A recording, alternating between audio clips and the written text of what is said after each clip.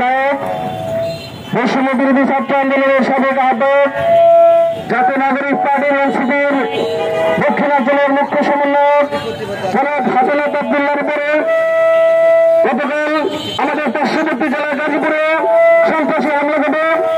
সন্ত্রাসী হামলায় অভ্যুত্থানের অন্যতম মহানায়ক হাসানাত আব্দুল্লাহ আহত হয়। অন্তর্বর্তী সরকারকে আমরা জানিয়ে দিতে চাই, অভ্যুত্থানের এই ৮-১০ মাস পরে আমাদের আন্দোলনকারীরা নিরাপদ নয়। আপনারা আমাদের নিরাপত্তা নিশ্চিত করতে পারেন নাই। আপনাদের প্রশাসন ব্যর্থতার পরিচয় দিয়েছে। আজকে হাসানাত আব্দুল্লাহর উপরে হামলা হয়েছে, কালকে সার্জিস আলমের উপর হবে, তারপর নাইদের উপর হবে। এভাবে আমাদের জেলা উপজেলা পর্যায়ে যারা আন্দোলন করেছিল তাদের উপর হামলা হবে। আপনারা আমাদের নিরাপত্তা নিশ্চিত করতে পারেন নাই। আমাদের জেলা শহরগুলোতে যে সকল সমন্বয়করা আন্দোলনের নেতৃত্ব দিয়েছে তাদের জীবন ঝুঁকির মধ্যে রয়েছে, তাদের নিরাপত্তা আপনাদের নিশ্চিত করতে হবে। আপনারা এখনো পর্যন্ত গণঅভ্যুত্থানের ফ্যাসিস্ট সরকারের যে বিষয়টা ছিল তাদেরকে আপনারা আইনের আওতায় আনতে পারেন নাই। যা দু একজনকে আপনারা গ্রেপ্তার করেছেন 15 দিন, 20 দিন, 1 মাস, 2 মাস পরে তারা কি জামিনমুক্ত হয়ে আবার কালকে নিয়ে আমাদের সামনে আসে। আমাদের সামনে ঘুরে আমাদের লজ্জা লাগে। প্রশাসন আপনাদের লজ্জা না লাগলে আমাদের লজ্জা লাগে। 5 তারিখে যদি ফ্যাসিস্ট হাসিনা বানিয়ে না যেত তাহলে আমাদের কি হতো? একজনকে জীবিত রাখছে না, অবশ্য আপনারা কি করতেছেন? তাদেরকে আপনারা গ্রেপ্তার করতেছেন না।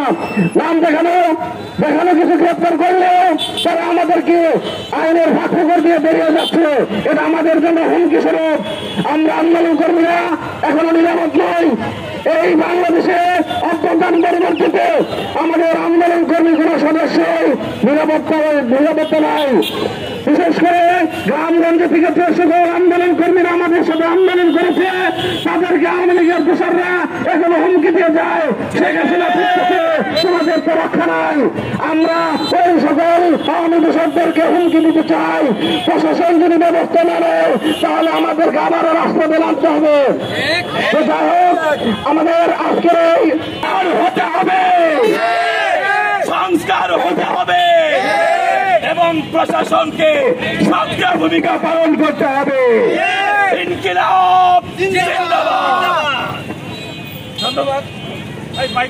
24শে জুলাই আন্দোলন একজন বিপ্লবী নেতা হাসানাত আব্দুল্লাহর উপরে যে নির্মমে তারা অন্যায় করেছেন তাদের বিরুদ্ধে প্রশাসনের দ্রুত বিচার আওতায় তাদেরকে ফাঁসির আওতায় আনতে হবে।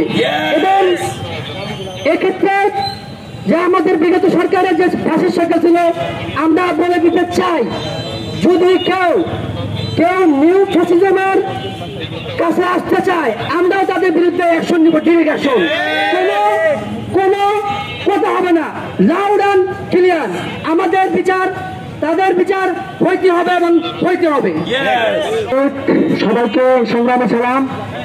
আপনারা ইতিমধ্যে জানেন আমাদের সহযোদ্ধা আমাদের সাথে আন্দোলন করেছে, যার নেতৃত্বে সারা বাংলাদেশের ছাত্র সমাজ মাঠে নেমেছিল। সেই হাসনাত আব্দুল্লাহর উপর আওয়ামী লীগের যে দোসররা তারা এই 24-এর গণঅভ্যুত্থানের পরে তারা কি করে সাহস পায় হাসনাতের উপরে হামলা করার। আমরা এই প্রশাসনকে বলতে চাই, 5 আগস্টের পরে আপনারা কি করেন? আপনারা এখনো এই খুনিদেরকে ধরতে পারেন না।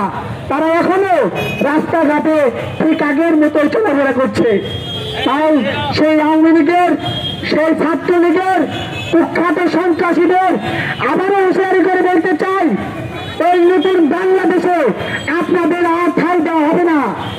আবারও যদি সেই প্রতিবাদের মতো করে আবারও সেই চলাফেরা করেন, আমরা ছাত্র সমাজ সেইভাবে প্রতিহত করবো। এই সংগ্রামে সালাম জানিয়ে শুরু করছি।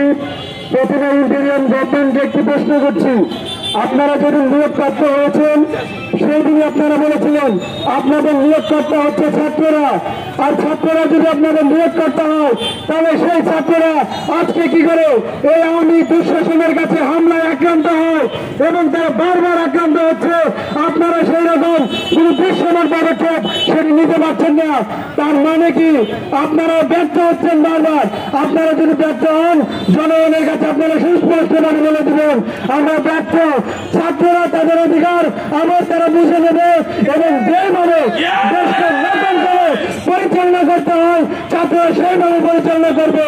আর যদি আপনারা ভেবে থাকেন আমরা পারবো তাহলে আপনাদেরকে দায়িত্ব নিতে হবে, দায় নিতে হবে।